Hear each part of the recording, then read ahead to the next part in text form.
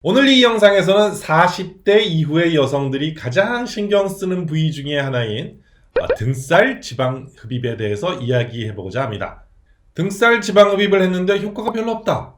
또는 등에 흉터가 너무 많이 생기더라라는 말씀들을 많이 하시는데요. 오늘은 등살의 지방 흡입에 대해서 저의 노하우를 알려드리려고 하니까 나가지 마세요. 인트로 보고 올게요.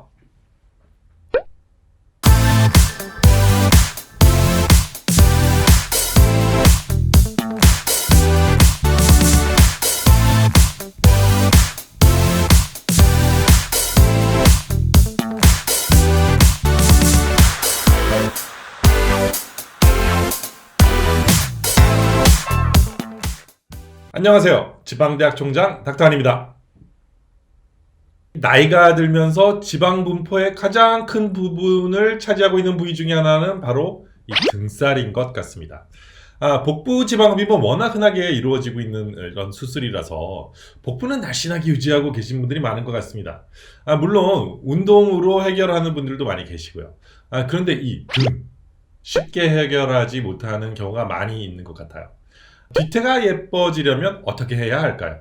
오늘은 이 뒤태가 예뻐지기 원하시는 분들을 위한 영상입니다. 물론 앞에도 문제가 있을 수 있겠지만 앞쪽은 다른 여러 영상들을 통해서 많은 이야기를 드렸기 때문에 오늘은 이 뒷부분을 집중적으로 이야기해 보도록 하겠습니다. 등 쪽에는 어떤 문제점들이 존재하는지, 등 쪽을 지방흡입하는데 생길 수 있는 문제점에 대해 이야기해 보려고요.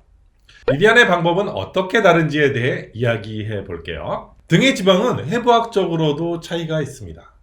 등의 지방은 매우 오밀조밀하게 생겼어요. 지방세포를 싸고 있는 이 섬유질들도 매우 두껍죠.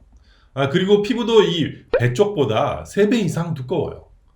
또한 우리가 이 팔을 들었다가 내렸다가를 많이 하기 때문에 배 쪽보다는 늘어났다가 줄었다가 하는 이 피부와 지방 조직의 탄력이 많이 필요하죠. 그런데 이 나이가 들면 탄력도 떨어지고 지방도 많이 축적되다 보니까 등살이 보기 싫게 느껴지는 경우가 많이 있습니다. 여기 사진 보시면 중년 여성들은 이런 모습을 보이는 경우가 상당히 많은데요. 피부가 늘어나 보이고 이 브래지어 때문에 살이 많이 눌려서 달라붙는 옷을 입는 것을 꺼려하는 현상을 보이죠. 브래지어 위아래로 이 살이 튀어나오는 현상을 이렇게 많이 보게 되는데, 이런 경우에 체지방이 10% 미만으로 내려가지 않으면 그 형태가 예쁘게 되지 않는 경우가 대부분입니다. 그래서 이 나이살 또는 이 날개라고도 많이 표현들을 하시던데, 이 부분의 살을 빼려면 지방 흡입을 하는 것이 가장 좋은 대안이 될 수 있을 것 같습니다. 그런데 이 등의 지방을 뽑아내는 것이 만만치가 않아요.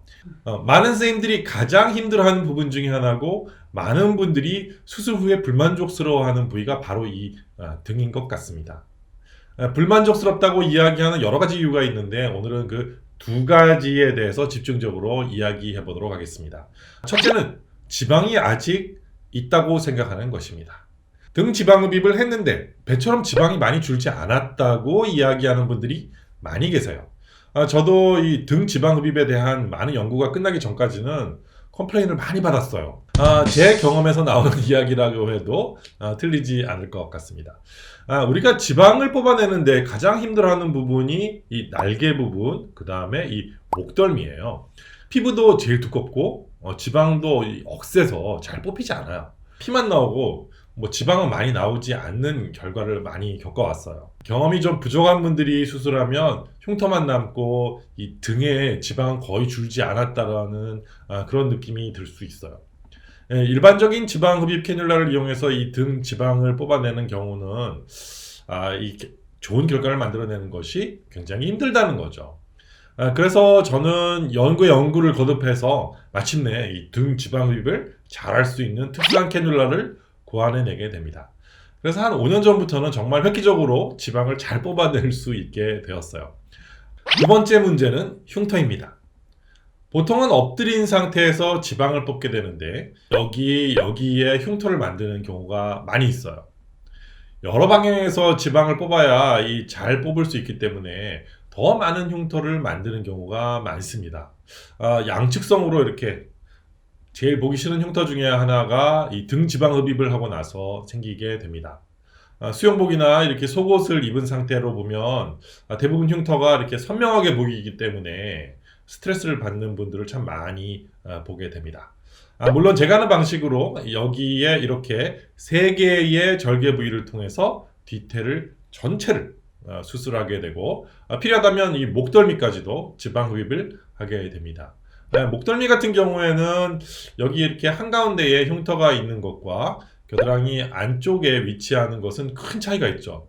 그래서 수술 후 사진을 보시면 포토샵을 하지 않아도 이렇게 흉터가 전혀 보이지 않아요.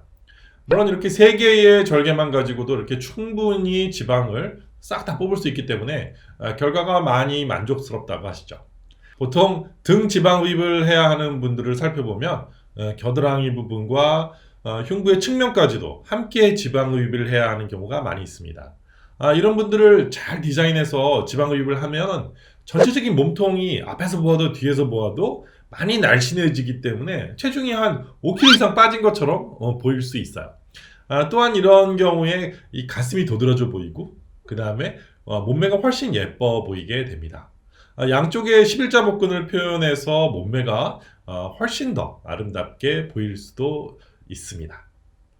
뒤쪽도 마찬가지로 이렇게 표현을 할 수 있습니다. 특히 이렇게 골반 뒤쪽에 들어가는 보조개 모양이 아주 섹시하게 보이죠. 지방 흡입으로 허리를 작게 보이게 하는 것은 앞에서 볼 때만 아름답게 하는 것으로 그치는 것이 아니라 엉덩이 라인부터 목까지 전체적으로 아름다운 곡선을 만들어낼 때 진정 아름다운 몸매가 만들어지는 효과를 얻게 될 수 있습니다. 한 움큼 잡히는 등 쪽의 지방을 흡입하는 수술을 할 수 있고 전면에 11자 복근을 만들어주는 것처럼 또 이렇게 등 쪽에도 여러 아름다운 곡선들을 만들어줘서 진정 뒤태 혈신, 앞태 혈신 이런 것들을 표현하는 지방 조각술을 할 수도 있는 것입니다. 재밌으셨나요? 2021년 지방흡입의 놀라운 발전을 보셨나요? 사실 이제는 그냥 지방을 부드럽게 흡입해내는 수술을 넘어서 자기 자신의 몸매를 완벽한 몸매로 이렇게 조각하는 것처럼 만들 수 있는 이런 수술로까지 발전하게 되었습니다. 오늘 이 영상이 마음에 드셨다면 여기 좋아요 한번 눌러주세요. 앞으로도 많은 영상이 계속 올라갈 거니까요. 구독 버튼과 알림 버튼도 꾹꾹 눌러주시고요. 그럼 다음 영상에서 또 만나요. 안녕!